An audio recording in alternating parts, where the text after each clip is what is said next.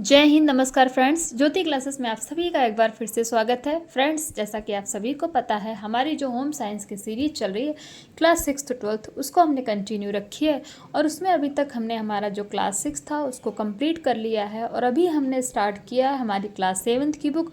और class 7th की book में भी हमने हमारा जो चैप्टर 12 था वहाँ तक बहुत ही अच्छे से कंप्लीट कर लिया है।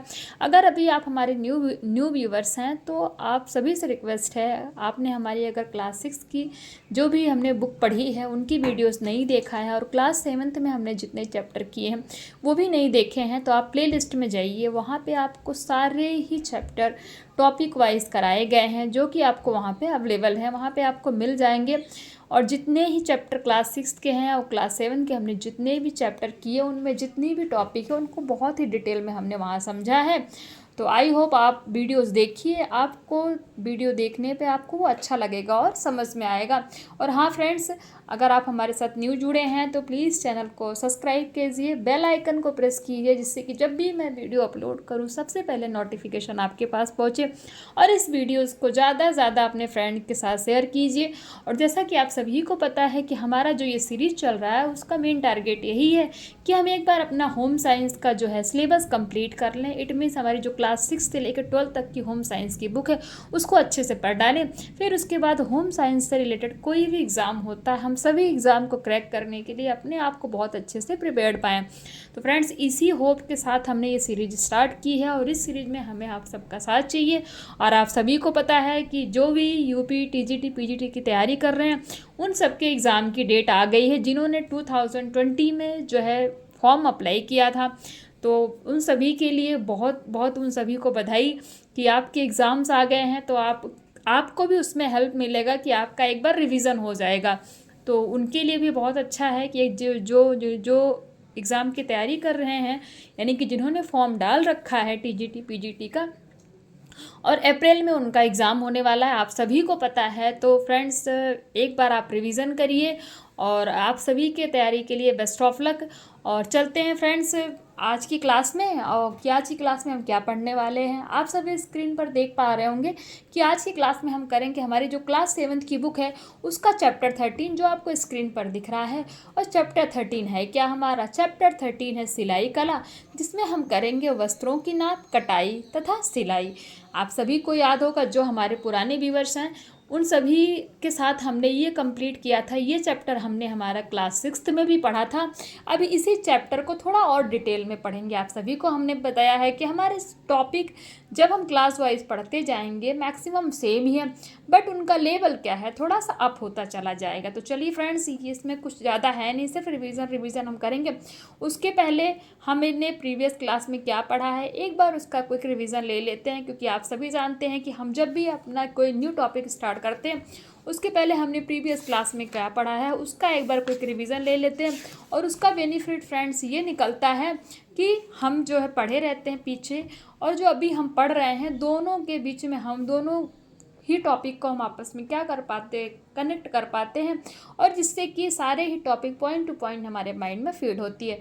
तो आप देख रहे हैं फ्रेंड्स, हमने प्रीवियस क्लास में पढ़ा था चैप्टर 12 जिसमें हमने देखा था तारकसी कला। इट मीन्स थ्रेडिंग, धागे के बारे में हमने जाना था कि तारकसी कला होता क्या है। तो इसमें हमने देखा था तारकसी होता क्या है, और फिर हमने देखा था उसमें जाली के प्रकार, जाली कितने टाइप की होती है। फिर हमने देखा था जाल बनाते समय सावधानियाँ, यानी कि जाल बनाते समय हमें कौन कौन सी सावधानियाँ रखनी चाहिए, किन किन बातों का हमें ध्यान रखना चाहिए, इन सभी के बारे में हमने बहुत ही डिटेल में प्रीवियस क्लास में पढ़ा था। और इसी चैप्टर के हमने किए थे स्मरणीय तथ्य, इट मीन्स मेमोरेबल फैक्ट्स, और की थी इस चैप्टर की प्रश्नावली। तो आप सभी देख पा रहे होंगे कि स्क्रीन पर कि हमने ये सारे ही टॉपिक चैप्टर 12 के बहुत ही अच्छे से इट मीन्स डिटेल में हमने क्या किए थे, इनको समझे थे कब, हमारी प्रीवियस क्लास में। तो आप सभी से रिक्वेस्ट है, अगर अभी तक आपने हमारी प्रीवियस क्लास नहीं देखी है तो प्लेलिस्ट में जाइए, वहाँ पे ये आपको बहुत ही डिटेल में मिलेगा। चलिए फ्रेंड्स, स्टार्ट करते हैं आज की क्लास। देखते हैं हमारा सिलाई कला, जैसे हमने पहले ही आपको बताया, और उसमें देखेंगे वस्त्रों की नाप, कटाई तथा सिलाई, it means measurement, cutting and stitching of clothes. Okay, start करते हैं। सभ्य मानव समाज में वस्त्र मनुष्य की एक क्या है, मौलिक आवश्यकता है। हम अपने शरीर को गर्मी सर्दी से बचाने के लिए तथा शारीरिक सौंदर्य को बढ़ाने के लिए विभिन्न प्रकार के वस्त्र धारण करते हैं। वस्त्रों का सौंदर्य रंग व डिजाइन के अतिरिक्त सिलाई से भी होता है। यानी कि रंग डिजाइन तो ठीक है, जो हमारा वस्त्र होता है वो जितना अच्छा सिला जाएगा उतना और भी आकर्षक लगता है ना। अच्छी सिलाई द्वारा साधारण वस्त्र को भी विशेष महत्व प्राप्त हो जाता है। वस्त्रों की सिलाई बाजार में भी कराई जा सकती है तथा घर में भी सिलाई की जा सकती है। हमने प्रीवियस क्लास में अपने जो हमारा क्लास 6 की बुक थी उसमें भी हमने पढ़ा था। बालिकाओं को सिलाई का कुछ ज्ञान होना अति आवश्यक है। इसके अतिरिक्त पुराने वस्त्रों की मरम्मत भी करनी होती है। कलात्मक ढंग से की गई मरम्मत से वस्त्र नया रूप ले लेता है। पहनने वाले व्यक्ति की नाप व पसंद के अनुरूप कपड़ा काटकर उसे मशीन और धागे की सहायता से जोड़कर एक निश्चित आकार प्रदान करने की क्रिया को ही क्या कहते हैं, सिलाई कहते हैं। तो ये था तो सिलाई। अब देखते हैं घर पर सिलाई करने के क्या लाभ है, कि यदि हम कपड़ा घर पर सिलते हैं तो उसके क्या लाभ है।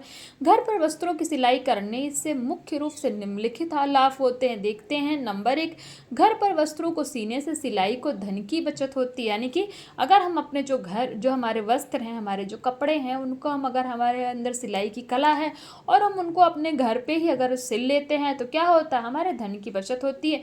यानी कि हमें बाहर जो टेलर के पास हम ले जाते हैं उनको पैसा नहीं देना पड़ता। दर्जी की अपेक्षा कम कपड़े में वस्त्र सिल सकते हैं, ये भी लाभ होता है। पुराने वस्त्रों की ठीक मरम्मत करने से वे अधिक समय तक चल जाते हैं। अपनी मनपसंद डिजाइन और नाप का वस्त्र सिला जा सकता है। यानी कि हमें जैसा कपड़ा पहनना पसंद हो हम उस तरह की डिज़ाइन से अपना कपड़ा सिल सकते हैं अगर हमें सिलाई कला आती है।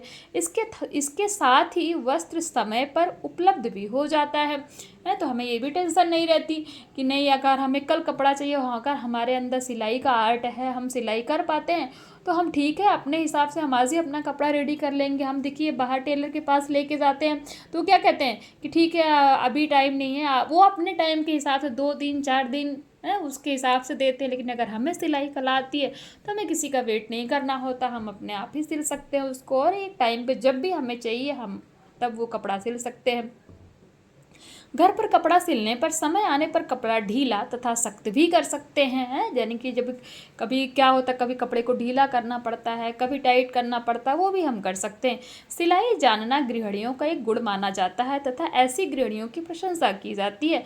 उपर्युक्त लाभों के अतिरिक्त यह भी कहा जा सकता है कि अपने परिवार के सदस्यों तथा स्नेही जनों के लिए अपने हाथों से वेशभूषा तैयार करने से एक विशेष प्रकार का भावात्मक संतोष तथा प्रसन्नता की अनुभूति होती है। तो ये था फ्रेंड्स घर पर सिलाई करने के लाभ। अब देखते हैं कपड़ों का चुनाव हमें कैसा करना चाहिए। सिलाई करने के लिए कपड़े की आवश्यकता होती है। प्रत्येक गृहिणी को कपड़ा खरीदने का ज्ञान होना अवश्य होना चाहिए। कपड़े का चुनाव करते समय निम्नलिखित बातों का ध्यान रखना चाहिए। नंबर 1, कपड़े का चुनाव मौसम के अनुरूप होना चाहिए। कपड़े का रंग व प्रिंट पक्का होना चाहिए। कपड़ा अच्छी क्वालिटी का सिकुड़न रहित होना चाहिए, यानी कि कपड़ा अच्छा हो वो सिकुड़े ना। जिस व्यक्ति का वस्त्र लेना है उसकी रुचि का ध्यान अवश्य रखना चाहिए। कपड़ा अपनी आर्थिक स्थिति के अनुसार ही खरीदना चाहिए। तो जब भी हम कपड़े का चुनाव करें तो हमें इन बातों का ध्यान रखना चाहिए। कपड़े की नाप लेना देखते हैं। कपड़ा व्यक्ति के शरीर के अनुपात का सही सीने के लिए व्यक्ति के शरीर के विभिन्न अंगों का नाप लिया जाता है। नाप लेने की अग्रलिखित 3 विधियां हैं। यानी कि जब किसी व्यक्ति के लिए सही कपड़ा सिलना है तो उसके लिए एक सही प्रकार से नाप लिया जाता है और उसकी 3 विधियां हैं जो कि हम आगे देखते हैं। नंबर 1, केवल सीने की नाप लेने वाली विधि, इट मीन सामान्य विधि। सीने की नाप लेने वाली विधि को क्या कहते हैं? सामान्य विधि। इस विधि में केवल सीने की नाप ली जाती है। शरीर के अन्य भागों की नाप इसी के नियमों द्वारा निकाल ली जाती है, लेकिन यह विधि उपयुक्त नहीं है। नंबर 2, केवल कंधे की नाप लेने की विधि। इस विधि में केवल कंधे की नाप ली जाती है। इस नियम के द्वारा अन्य नापें जान ली जाती हैं, यह विधि भी उचित नहीं है। नंबर 3, शरीर के प्रत्येक आवश्यक अंग की नाप लेने की विधि। इस विधि से शरीर के प्रत्येक आवश्यक अंग की नाप अलग अलग ली जाती है, यह विधि सबसे अधिक उपयुक्त है। तो आपने देखा कि सिलाई करने के लिए नाप लेने की 3 विधियां हमने देखी, और सबसे अच्छी विधि कौन सी है कि शरीर के जितने भी अंग हैं उन सभी के नाप प्रॉपर लिए जाएं। अब देखते हैं नाप लेते समय ध्यान देने योग्य बात, यानी कि जब भी हम किसी का मेजरमेंट ले रहे हैं तो हमें कौन कौन सी बातों का ध्यान रखना चाहिए। नंबर 1, व्यक्ति की नाप लेते समय उसके दाहिनी ओर खड़ा होना चाहिए। जब भी किसी का मेजरमेंट हो लेना है तो क्या करना है, हमें दाहिनी ओर ही उसके खड़ा होना है। ये भी हमने क्या किया था, हमने हमारा जो प्रीवियस क्लास था 6 का उसमें हमने पढ़ा था बहुत ही अच्छे से। नाप को तुरंत नोट करते जाइए। नाप लेते समय इंची टेप बाएं हाथ से पकड़िए और दाहिने हाथ से नाप लीजिए। यदि ढीला कपड़ा सिलना हो तो उसी के अनुसार नाप बढ़ा लेना चाहिए। शरीर के प्राकृतिक गड्ढों पर ध्यान दो, इससे क्या होगा, फिटिंग अच्छी होती है। नाप लेते समय इंची टेप कहीं उलझा या तिरछा ना हो, यानी कि वो एकदम सीधा हो। सिलाई के लिए आधा इंच का 1 इंच का कपड़ा अवश्य और लेना चाहिए, यानी कि आप जितना नाप ले रहे हैं उससे 1 इंच और आधा इंच कपड़ा ज़्यादा ही होना चाहिए। नाप लेने और देने वाले दोनों को समतल भूमि पर खड़े होना चाहिए। अब देखते हैं कपड़ा सीने के लिए आवश्यक नापे। कपड़ा सीने के लिए निम्न नापे लेना आवश्यक, यानी कि जो मेज़रमेंट है वो कौन कौन से हैं। लंबाई की नाप कैसे लेंगे, इंची टेप को कंधे पर रखकर जितना लंबा जो वस्त्र बनाना है उसकी लंबाई की नाप ले लेते हैं। छाती की नाप लेने के लिए इंची टेप को शरीर के दोनों बगलों के नीचे से छाती के चारों ओर लेकर छाती के बिल्कुल बीच में लगाकर नाप ली जाती है। इस नाप को लेते समय इंची टेप को इतना ढीला रखना चाहिए कि व्यक्ति आसानी से श्वसन कर सके, यानी कि सांस ले सके। आप देख रहे हैं ना लंबाई की नाप किस तरह ली जा रही है, देखिए एकदम स्ट्रेट है, ये छाती की नाप किस तरह ली जा रही है। अब देखते हैं कमर की नाप, जो आप स्क्रीन पर देख पा रहे होंगे कमर की नाप कैसे ली जा रही है, देखते हैं। कंधे की नाप पहले देखेंगे। कंधे की नाप को पुट या तीरे की नाप भी कहते हैं, यानी कि जो कंधा का नाप होता है उसको क्या कहते हैं, पुट या तीरे की नाप भी कहते हैं। यह नाप लेने के लिए उस व्यक्ति के पीछे खड़ा होना चाहिए जिसकी आप नाप ले रहे हो।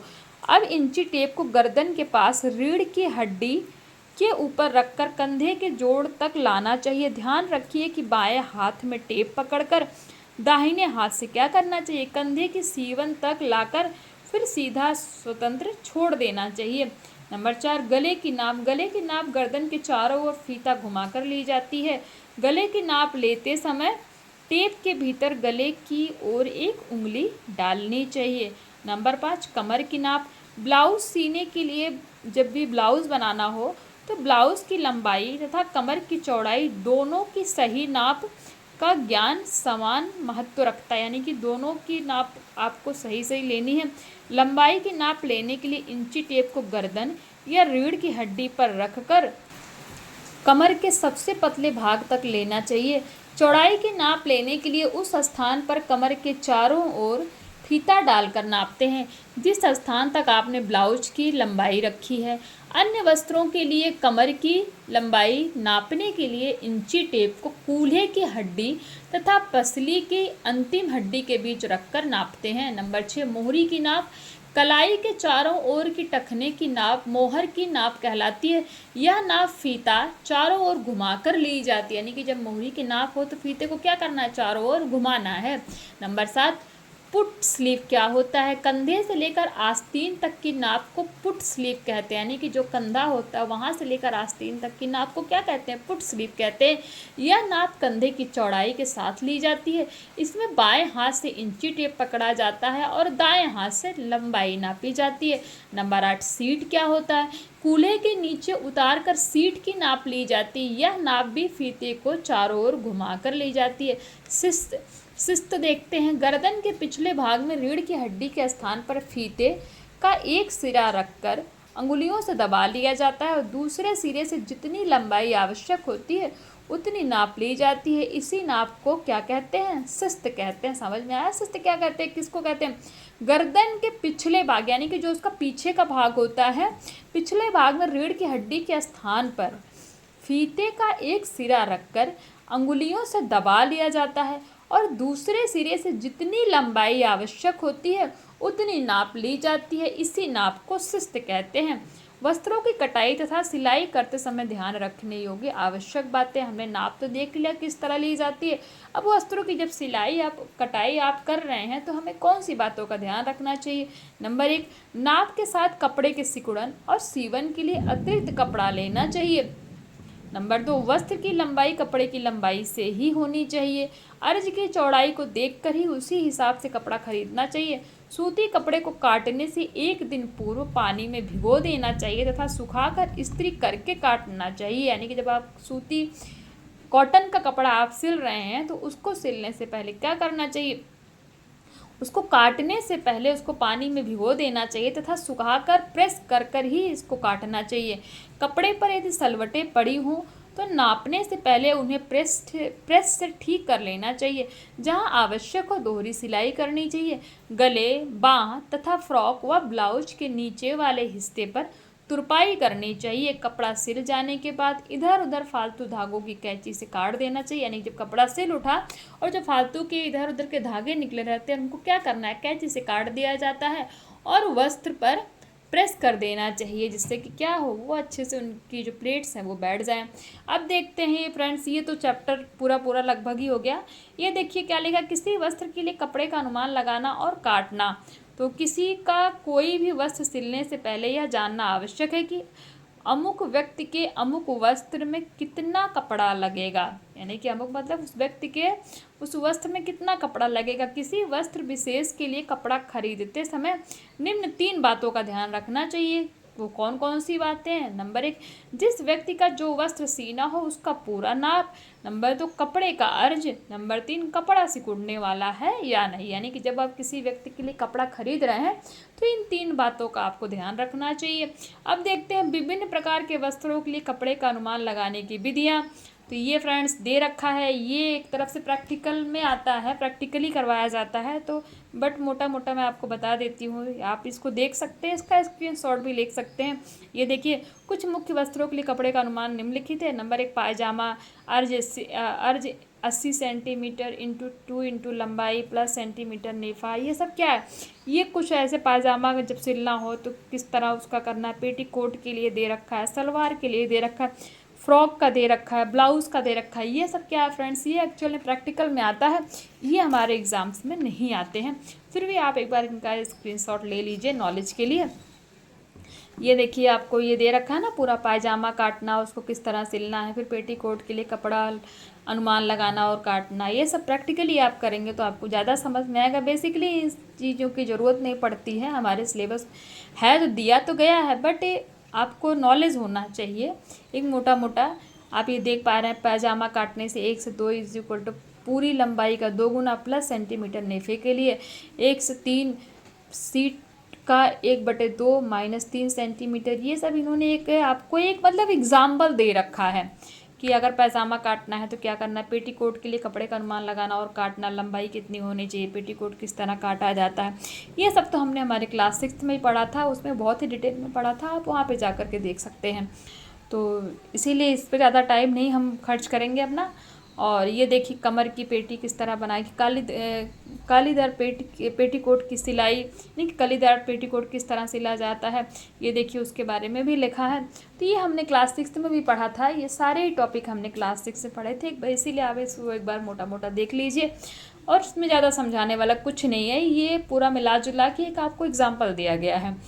तो अब इसमें इम्पॉर्टेंट क्या है देखते हैं। इसी चैप्टर का स्मरणीय तथ्य, सभ्य मानव समाज में वस्त्र मनुष्य की मौलिक आवश्यकता है। पता है, हमने पढ़ा, वस्त्रों का सौंदर्य एवं डिजाइन के अतिरिक्त सिलाई से भी होता है। यानी कि अगर वस्त्र को कितना भी वो सुंदर हो, उसका डिजाइन कितना भी अच्छा हो, लेकिन अगर वो अच्छी प्रकार से सिला नहीं गया तो वो देखने में अच्छा नहीं लगता। बालिकाओं को सिलाई का ज्ञान होना अति आवश्यक है। घर पर अपनी मनपसंद डिजाइन और नाप का वस्त्र सिला जा सकता है। सिलाई करने के लिए कपड़े की आवश्यकता होती है। कपड़े का चुनाव मौसम के अनुरूप करना चाहिए। व्यक्ति के शरीर के अनुपात का सही सीने के लिए व्यक्ति के शरीर के विभिन्न अंगों का नाप लिया जाता है। तो फ्रेंड्स, ये था हमारा इसी चैप्टर का स्मरणीय तथ्य। यानी कि इस पूरे चैप्टर में आप देख रहे हैं ना, इसमें एक भी पॉइंट इधर ऐसा नहीं है जो कि ये कमर उमर क्या हमने पेटीकोट इसका सबका पाजामा का देखा उसके बारे में, क्योंकि ये फ्रेंड्स एक एग्जाम्पल है, तो इसीलिए मैंने आपको बोला आप चाहें तो इनका जो है स्क्रीनशॉट ले सकते हैं और आप इनको प्रैक्टिकली कर सकते हैं। प्रैक्टिकली आप इसको ज़्यादा समझ में आएगा, उतना सब पढ़ने में उतना समझ में नहीं आएंगी क्योंकि प्रैक्टिकली करने वाली हैं। तो ये हमने स्मरणीय तथ्य देखे, यानी कि इन बुक के अकॉर्डिंग जो इस चैप्टर में इंपॉर्टेंट था उन सभी के बारे में हमने जाना। अब देख लेते हैं फटाफट, क्योंकि चैप्टर छोटा है तो हम क्या करेंगे, हम इस चैप्टर को एक ही वीडियो में कंप्लीट करते हैं। वैसे तो हम हर चैप्टर को अपने 2 वीडियो में करते हैं, आप सभी जानते हो, लेकिन ये छोटा चैप्टर है तो इसी में कर लेते हैं। देखते हैं प्रश्नावली इस चैप्टर की, तो इसमें करेंगे हम बहुविकल्पीय प्रश्न। सही विकल्प पर सही का चिन्ह लगाइए। सिलाई की जाती है कैसे, घर पर, दर्जी की दुकान पर, उपरोक्त दोनों या फिर इनमें से कोई नहीं। तो हम सभी को पता है कि सिलाई हम घर पर भी कर सकते हैं और दर्जी की दुकान पर भी कर सकते हैं। तो हमारा आंसर क्या हो जाएगा, उपरोक्त दोनों, इट मीन्स घर पर भी और दर्जी के दुकान पर भी। नंबर 2 देखते हैं, सिलाई करने के लिए सर्वप्रथम आवश्यकता होती है, यानी कि जब आपको सिलाई करने हैं तो आपके पास जो है सबसे ज़्यादा इम्पोर्टेंट क्या होता है, क्या होना चाहिए। तो नंबर 1 कपड़े की, कैंची की, सुई की, ये सभी। तो वैसे तो इन सभी की ज़रूरत पड़ती है, लेकिन सबसे ज़्यादा इम्पोर्टेंट क्या है, कपड़ा। यानी कि जब आपके पास कपड़ा होगा तभी तो आप उस कपड़े पे ही तो कैंची का भी यूज करेंगे, सुई का भी यूज करेंगे, तभी तो करेंगे ना। लेकिन तो कहने का मतलब क्या है, इंपॉर्टेंट तो सब कुछ है लेकिन सबसे ज़्यादा इंपॉर्टेंट क्या है, तो कपड़े की। उन्होंने पूछा था ना कि सर्वप्रथम किसकी आवश्यकता है, तो हमारा आंसर क्या होगा, कपड़े की। व्यक्ति की नाप लेते समय उसकी ओर खड़े रहना चाहिए। कौन, जब आप किसी व्यक्ति की नाप ले रहे हैं तो हमने पढ़ा कि हमें किस तरफ खड़ा होना चाहिए, जिसकी हम मेजरमेंट ले रहे हैं, तो उसके बाईं ओर खड़ा होना चाहिए, दाहिनी ओर खड़ा होना चाहिए, सामने खड़ा होना चाहिए, फिर इनमें से कोई नहीं। तो हमने पढ़ा कि जब भी आप किसी का भी मेजरमेंट ले रहे हैं तो उसके हमेशा right hand side, it means दाहिनी ओर खड़ा होना चाहिए। देखते हैं, रिक्त स्थान भरिए। घर पर कपड़े सिलने से क्या होता है, धन की बचत होती है। बालिकाओं को डैश का ज्ञान होना चाहिए, किसका, सिलाई का ज्ञान होना चाहिए। कपड़ा अपनी आर्थिक स्थिति के अनुसार ही खरीदना चाहिए। नाप लेने वाले और देने वाले को समतल भूमि पर खड़ा होना चाहिए, यानी कि एकदम प्लेन प्लेस हो, वो एकदम समतल भूमि हो, वहाँ पर ही खड़ा होना चाहिए। डैश का नाप चारों ओर फीता घुमा कर ली जाती है। किसकी नाप चारों ओर फीता घुमा कर लेते हैं, तो जब मोहरी की नाप लेते हैं, जब पैर के पैजामा बनाते हैं उसकी मोहरी होती है ना ऐसे, तो उसका जब नाप लेते हैं तो फीते को क्या किया जाता है, चारों ओर घुमा कर ली जाती है। अब देखते हैं सही गलत। वस्त्र की लंबाई कपड़े की लंबाई से ही लेनी चाहिए, तो क्या स्टेटमेंट सही है, जी हाँ, ये स्टेटमेंट हमारा क्या है, सही है कि कपड़े की लंबाई से ही, जो वस्त्र की लंबाई क्या होनी चाहिए, कपड़े की लंबाई से ही लेनी चाहिए। घर पर कपड़ा सीने से धन का नुकसान होता है, जी नहीं, हमने पढ़ा था घर पर कपड़ा सीने से धन की बचत होती है, ना कि नुकसान होता है। आप ऊपर ही देखिए, अब भी जस्ट ऊपर इसको हमने क्या किया, हमने इसको भी रिक्त स्थान में पढ़ा और यही हमारा क्या है, ट्रू और फॉल्स में दे दिया। नाप लेने के लिए सुई की आवश्यकता पड़ती है, क्या सुई की आवश्यकता पड़ती है, बताइए फटाफट। नहीं, सुई की आवश्यकता नहीं पड़ती। किसकी आवश्यकता पड़ती है, वो आप बताएंगे कि जब किसी का मेजरमेंट लिया जाता है तो किसकी आवश्यकता पड़ती है, फटाफट कमेंट करके बताइए। वस्त्रों का चुनाव मौसम के अनुरूप ही करना चाहिए, तो क्या ये स्टेटमेंट सही है कि गर्मी है तो कैसा कपड़ा पहनना है, सर्दी है तो कैसा पहनना है, बारिश का सीज़न है तो कैसा पहनना है, उसी के अकॉर्डिंग कपड़ा होना चाहिए। तो क्या ये स्टेटमेंट हमारा सही है, बताइए फटाफट। तो ये स्टेटमेंट हमारा क्या हो जाएगा, सही हो जाएगा। हमने पढ़ा था, अब भी पढ़ा था जस्ट। तो फ्रेंड्स, ये थी हमारी प्रश्नावली और हमेशा की तरह जैसे मैं हमेशा आपको बताती हूँ, ये देखिए हमारा अति लघु उत्तरीय प्रश्न, लघु उत्तरीय प्रश्न और दीर्घ उत्तरीय प्रश्न। प्लीज़ आप इनका स्क्रीनशॉट ले लीजिए और प्लीज़ इनको सॉल्व करने की कोशिश कीजिए। आप देखिए कि आपसे क्वेश्चन सॉल्व हो रहे हैं कि नहीं और कमेंट के माध्यम से हमें अपनी राय अवश्य बताइए।